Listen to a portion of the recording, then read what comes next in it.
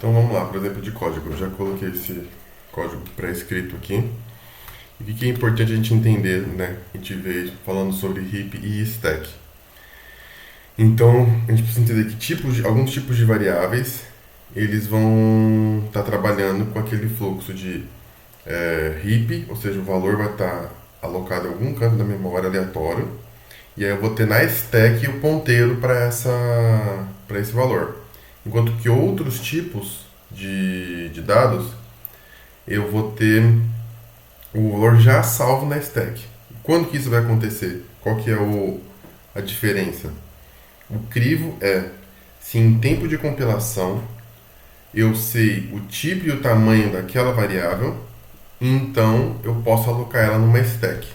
Se eu não sei, aí ela vai ser alocada no heap e na stack vai ficar o ponteiro para aquele valor, né? Então, por exemplo, a string é um bom exemplo disso, né? Que você tem aqui esse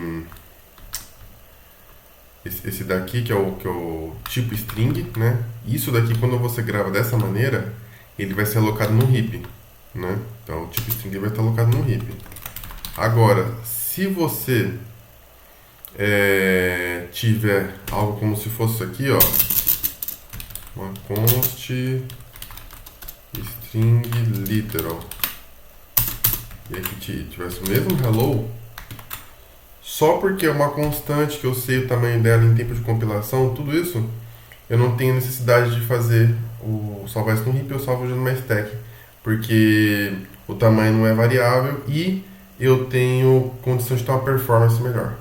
Essa é a ideia, tá?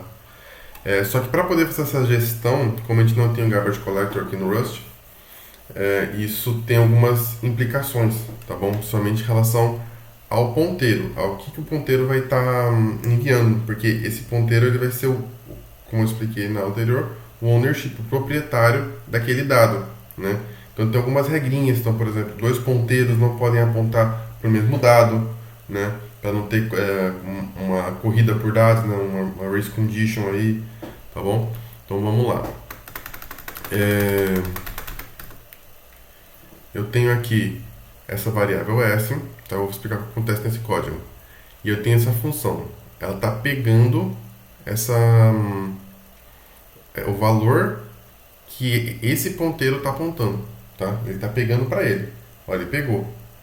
A partir deste momento, ele está aqui. Quando acaba o escopo, aqui é o fim do escopo, essa memória ela é apagada, ela é excluída. Então, ó, esse código aqui, por exemplo, vai dar um erro. Por quê? Porque esse S foi passado para o SomeString, acabou o escopo dele, foi destruído, esse S já não tinha referência para mais nada, e aqui ele não vai chegar ao valor. Então vai dar um erro de compilação, né? Vamos ver lá para a gente ter certeza. Então se eu colocar agora aqui cargo run, olha, tá vendo? Ele vai dar esse erro de compilação. Aqui teve outro problema, né? Mas o mais importante é aqui, ó, né? Tudo tem a ver com esse problema, na verdade, né? De você passar a referência. Agora, se a gente fizer isso com um valor numérico que eu sei o tamanho, então, que nem já comentou antes, esse erro não acontece.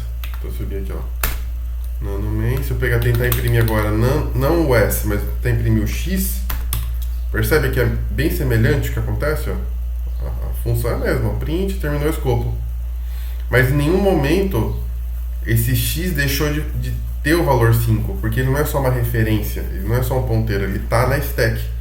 Então esse tipo de dado, ele tem implicitamente nele o método copy. Então quando eu faço isso, na verdade eu estou criando duas cópias, uma para a variável x e outra para a variável SomeInteger. Então, as duas vão existir na memória, na stack da memória. Porque como eu tenho o valor já na stack, não um pointer, não tem o risco de eu ter dois pointers apontando para o mesmo dado e o risco de ter uma race condition. Então não tem necessidade do compilador estar destruindo aquela referência. Então nesse caso eu não tenho erro.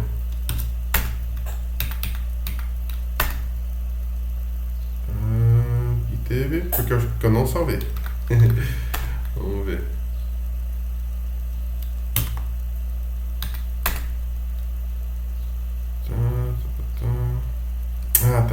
disso aqui que tá dando erro. Na leitura aqui. Tá, seria string.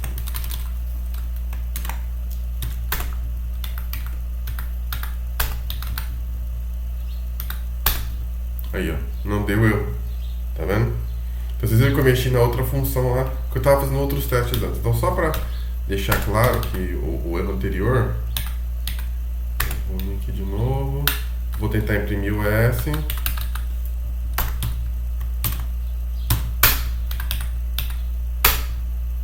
Ó, era esse erro que eu queria mostrar anteriormente, que tava um erro meio estranho mesmo.